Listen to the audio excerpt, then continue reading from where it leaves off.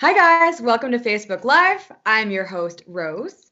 And I'm your host, Lauren. And today we have a very special guest, Adrian. But before we jump in, just so you know, we'll be covering college and career open house and FAQs. So if you're thinking about enrolling in this back to school season, or you think you know someone who might do better in life with a little touch of education, share this college and career open house and FAQs live stream today with them. We're going to be covering so many different questions and we have all your answers.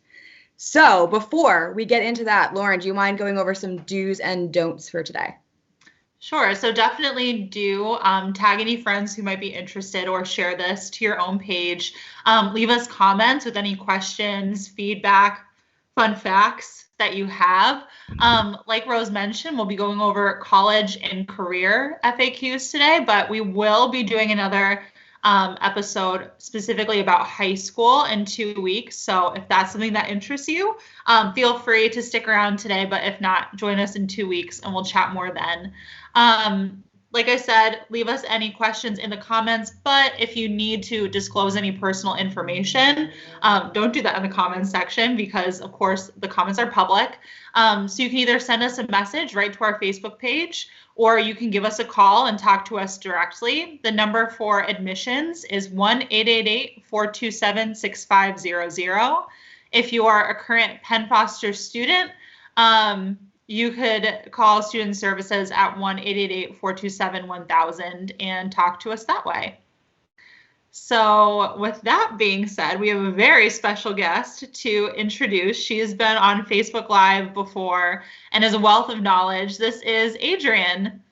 Hey. Adrienne, why don't you tell us a little bit about what you do and maybe give us a fun fact? Oh, I was muted. Sorry. My name is Adrian. I am a senior admission specialist for the admissions team here with Penn Foster, and I pretty much help answer questions, get people enrolled, really about any of the programs that we offer. And I think a fun fact about me that I think our vet tech if people would be interested in, as well as like animal lovers in general, is I have a ton of pets. I have my dog, I have 2 guinea pigs, 5 rats, and a hamster. Oh my gosh, that's so many. Are they all named? We just recently got the rats, so they don't have names yet, but okay. We are coming up with them. Well, I mean, you could always, there's 5 of them, they could always be named after the Spice Girls, just saying. Well, they're all guys, so I was thinking a boy band. Maybe the Spice Boys. I thought it would be funny, but a boy band would be amazing. Just name them after like NSYNC or something. Yeah, you'd have to share that with all of us. We'd have to get to know them because that's too good. It is. So you are definitely one of our experts, being that you work in admissions and you really have all the answers. I try to. You're somebody who, if anyone called in, you might get Adrienne, you might speak to her personally and hear her advice and her direction. You really are a wealth of information about everything about Penn Foster, from our accreditations and licensing to student experience and prereqs to enroll and all of that. So I think it's worth kind of diving into. So let's just cover a few things of what you should know before enrolling in Penn Foster. So could you tell us anything about career school and college accreditations and a little bit about why accreditations are important? Sure. So in terms of accreditations with our career school, we are nationally accredited through the DEAC, as well as have regional accreditation through the Middle States Commission. For the college, we are also nationally accredited through the DEAC, and both of them are licensed. The career school is licensed by Pennsylvania, whereas the college is licensed in Arizona. And obviously accreditation is important because you know that you're getting a good education and you're getting something that is recognized. Right. It's a high bar of standards, the accreditations. And I think it's one of those things that it's probably not the most glamorous thing to talk about as far as going back to school. It might not make you feel the most excited, but it really is important foundational stuff.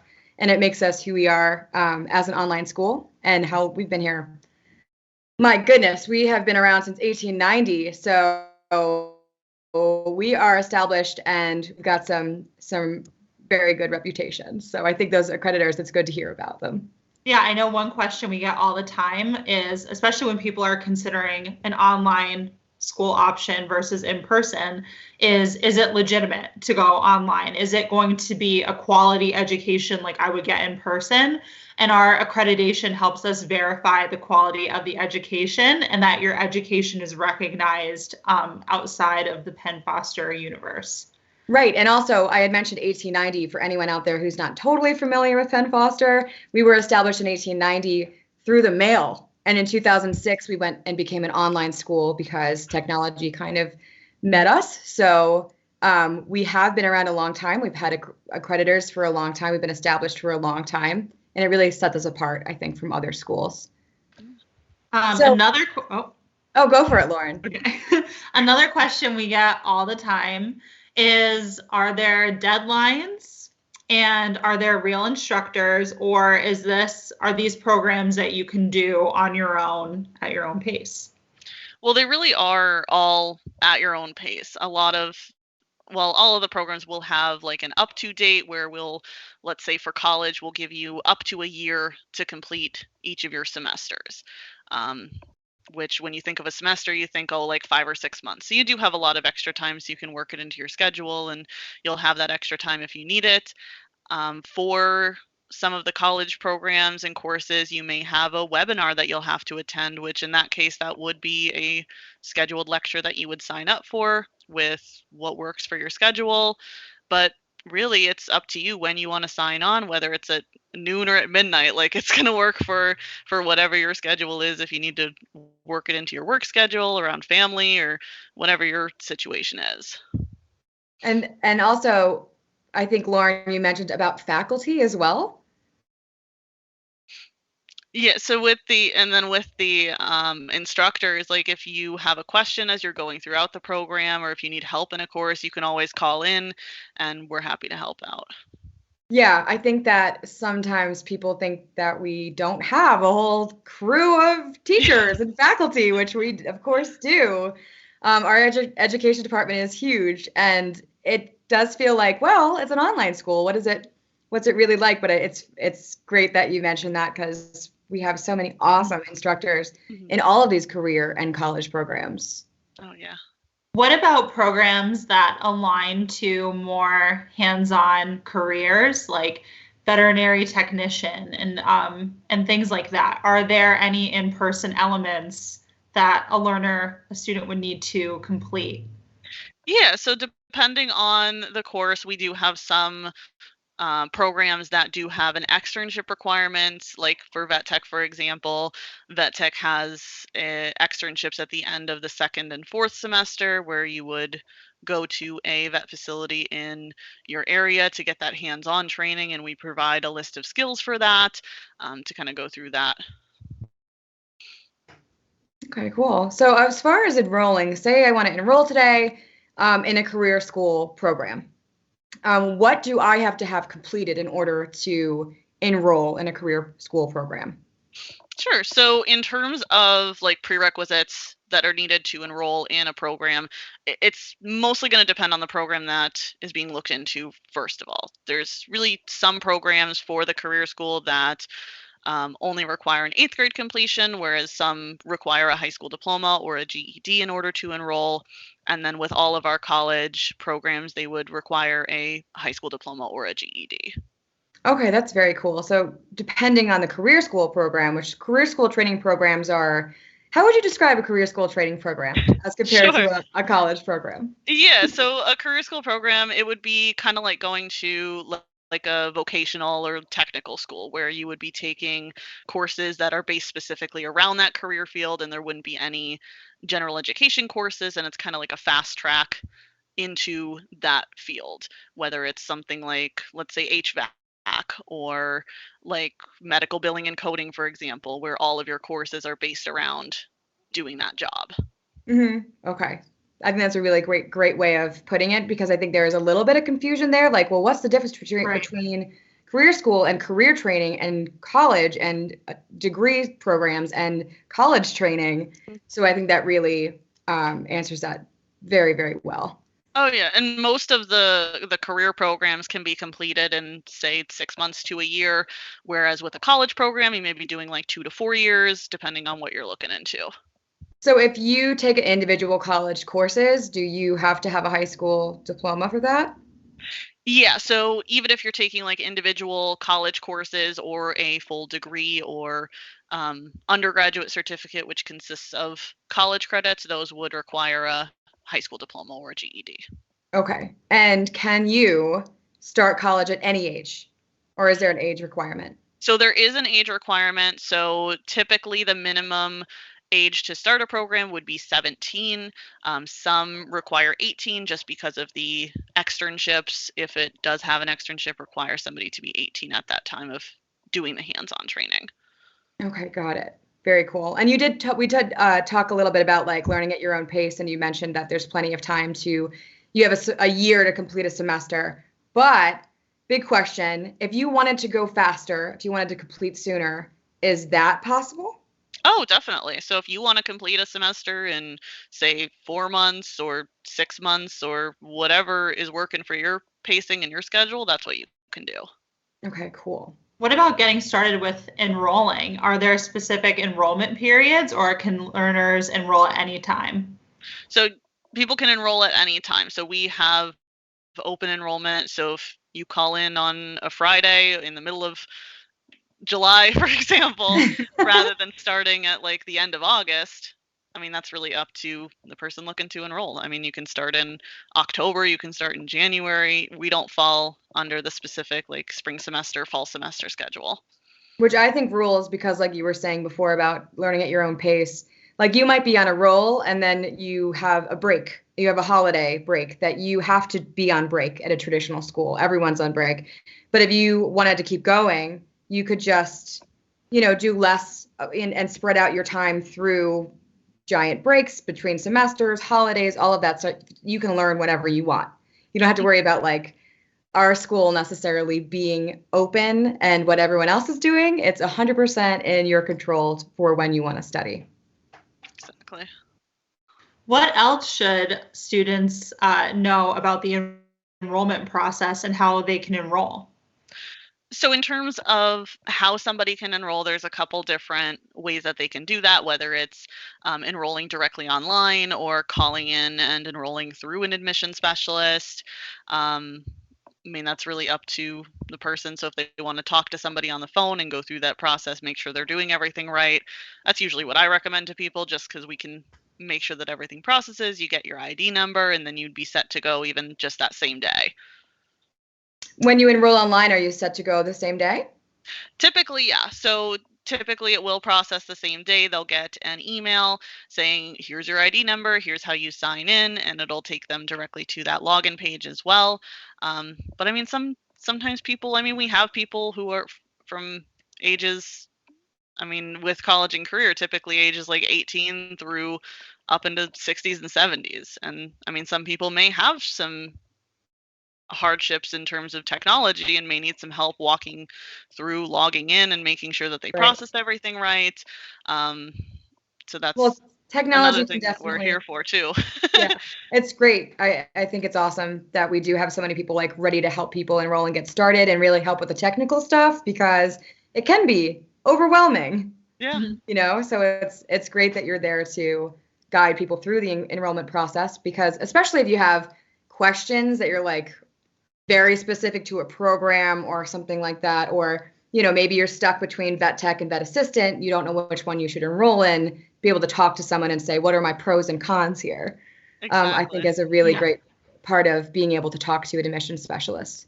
Well, and especially because we are so, like, we know so much about the programs as well. So if there's a question that somebody has that maybe they couldn't find on the website, because there's so much information on there, like it's easier to go in and talk with somebody and say, hey, can you tell me about this program? And then you can ask questions and kind of have that back and forth and actually talk with a person too, which I think is pretty nice sometimes. Yeah, especially if you have like very specific questions about things that interest you, or you want to know what exactly the program entails, how it can help you get a job, things like that. It's great to talk to somebody live. Oh yeah. I mean, I've had people call in asking about one program, and through the conversations, I'm like, wait, is this the program that you're interested in, or are we looking at more of this? And kind of going over those differences and figuring out, oh wait, this wasn't actually what I was looking into. It was something else. So it was good to kind of steer them in the direction that they were really looking for. That's awesome. And hopefully it will help people feel a little more confident if you're struggling to know what program you want to enroll in and you need that confidence to know you're making the right decision. You can call in and talk to somebody and have someone like Adrienne reaffirm that that might be the right choice for you, or maybe there's a better option. Yeah. What can students expect right after they enroll? What happens next? Sure. So after they enroll, they'll get their student ID number, and then they'll be prompted to sign in. They can create their account. So they'll be able to pick their own username and password and basic like account creation stuff. So security questions, all that kind of stuff. And then they can use that username to sign in every time after that. And then they'll be brought to the enrollment agreement, kind of agreeing to the program terms and the tuition, all that kind of stuff.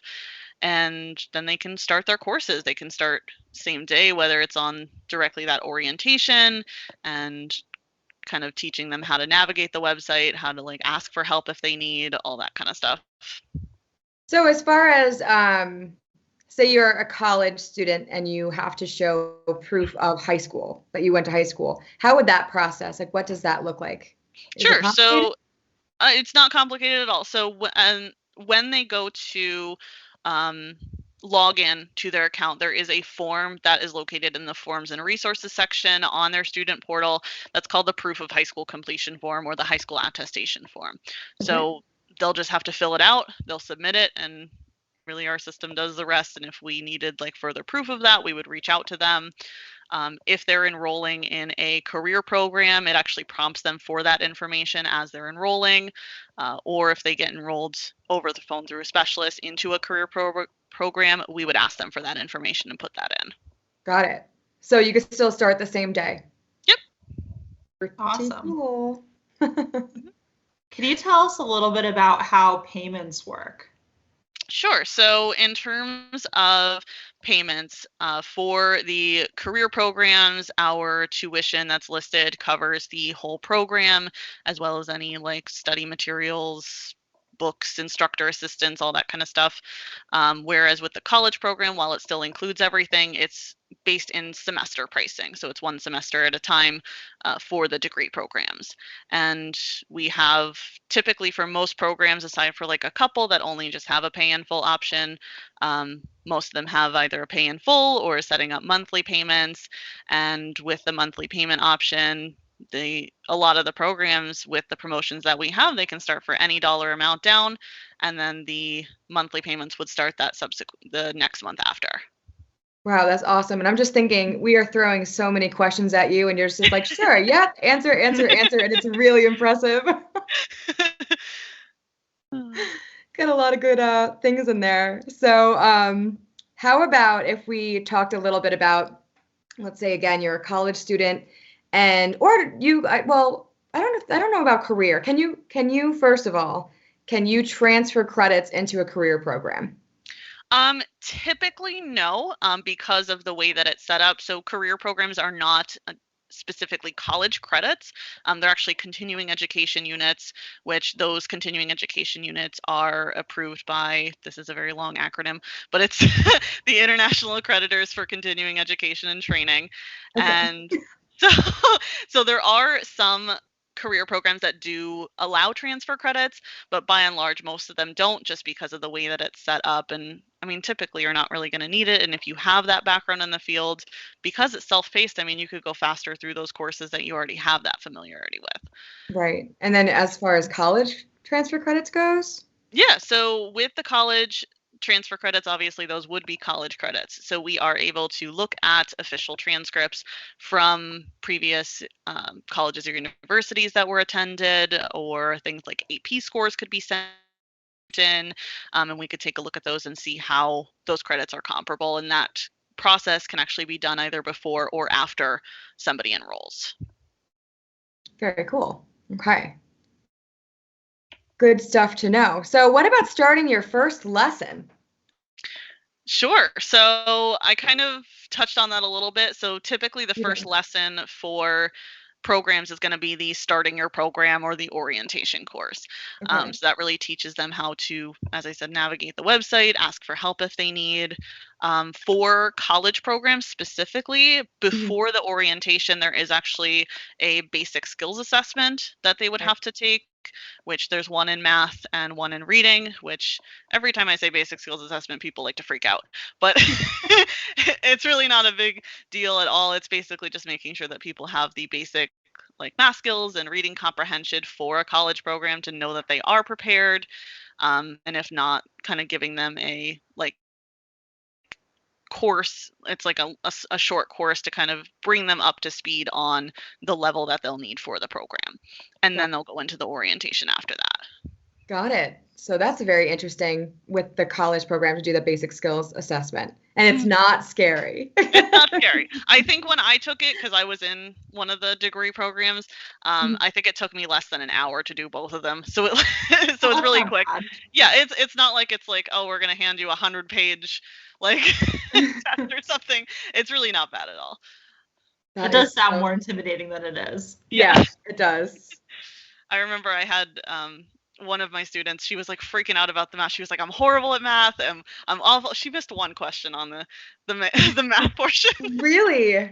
Oh my gosh. I get totally freaked out about math too. Anything where someone's like, you have to do math. I'm like, but I can't. But I can't do math. But I have found it is sort of like that when you take an assessment, you're like, oh, I actually am better at this than I thought I was. Okay.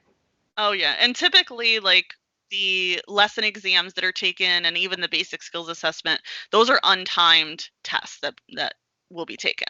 So you're not going to be under any kind of like time constraint and worrying about, oh, am I going to finish this in time or anything like that. Like you could take your time with it too.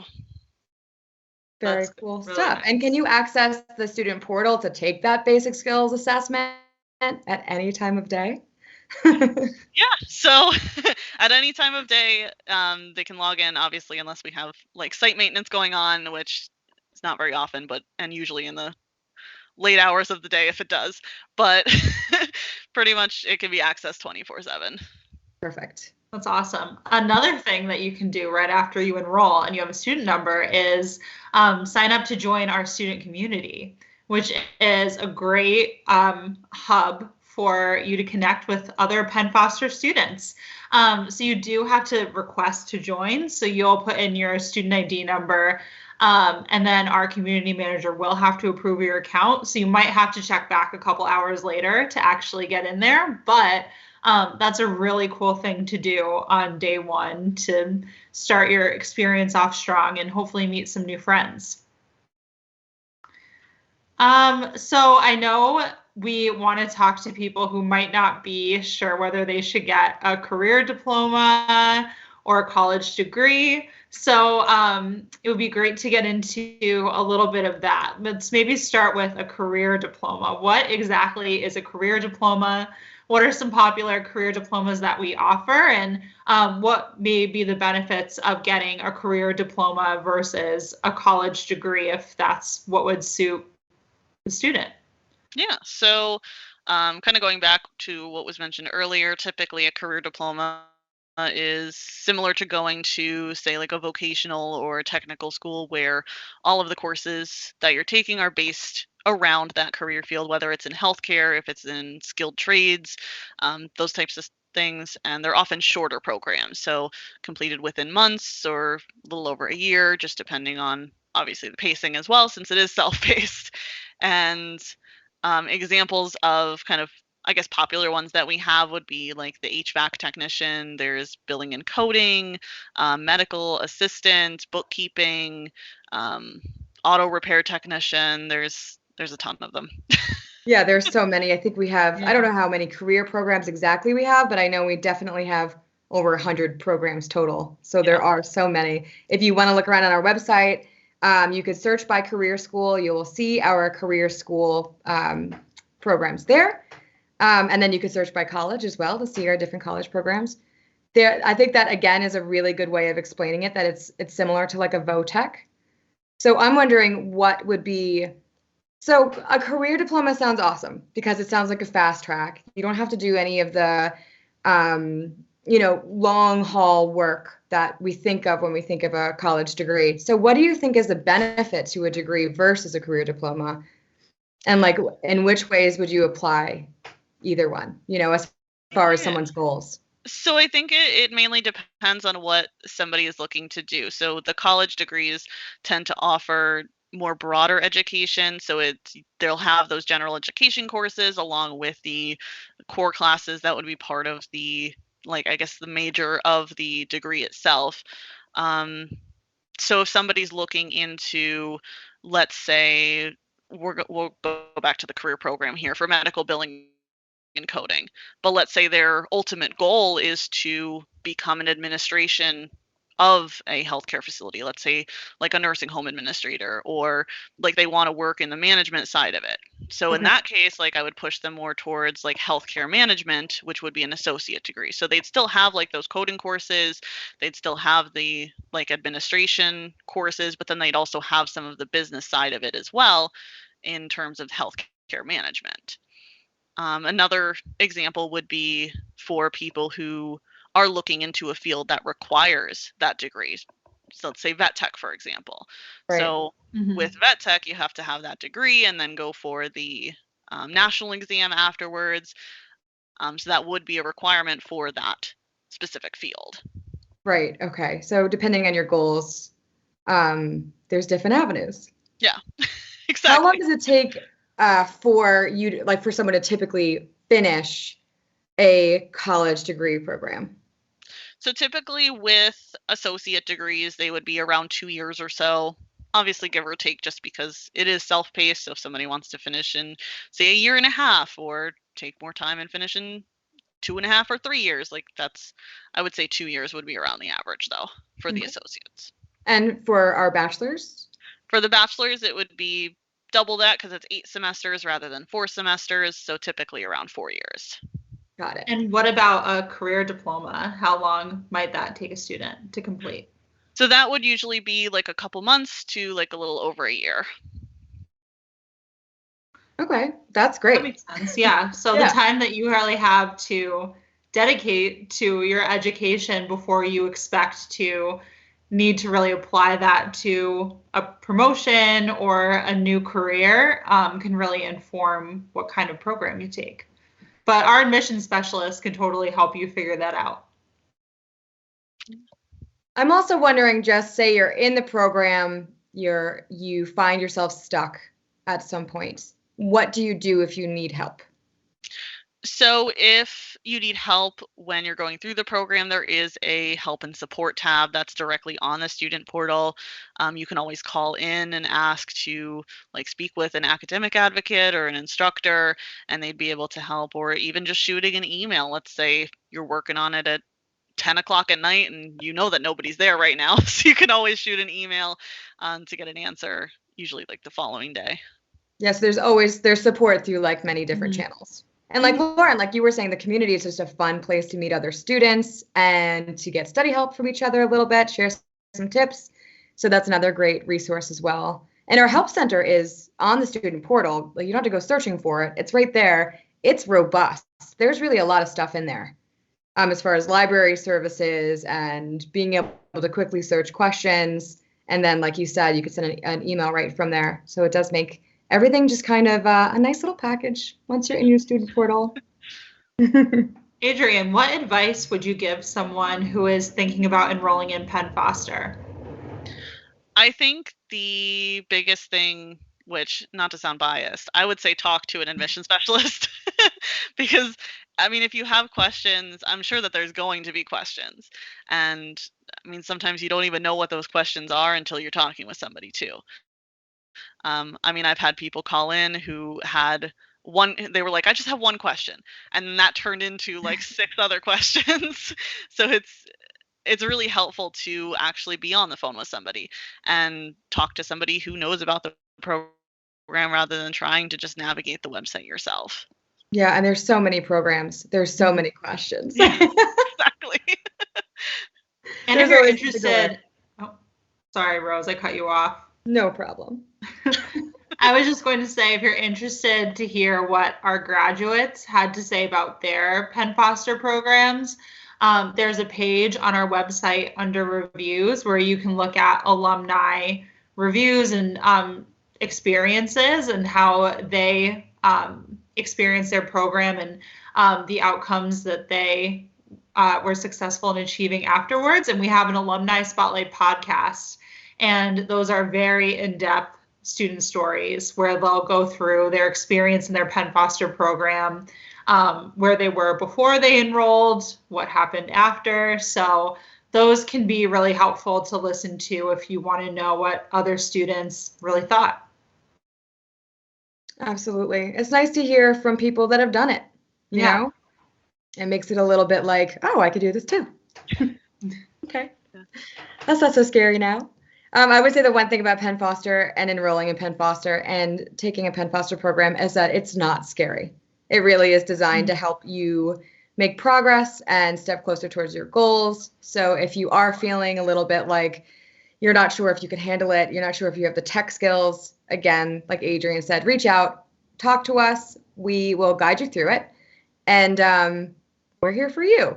So if you're looking to change your life a little bit, we're here for you. Adrian, thank you so much for being our expert today and sharing so much helpful information. And to our audience, thank you so much for listening in today. And hopefully you got the information you needed. If you didn't, obviously give us a call. We are so happy to talk to you and answer any questions that you have. And the numbers again, if you have questions and you're out there thinking about enrolling, 1-888-427-6500. Give us a call. We are here. Adrienne is with us right now, so you might not get her, but yeah. All right, guys. Well, until next time, we'll be doing this in 2 weeks. We're going to be talking about high school in the exact same way. We'll be talking about requirements for enrolling. We'll be talking about licensing, accreditations, things to expect with tuition, all of that. 2 weeks. We'll be back with Adrienne. Thanks so much, Adrienne, for knowing everything in the world. Yeah. Thank you for having me. Okay. Right. Bye, guys. Bye, guys.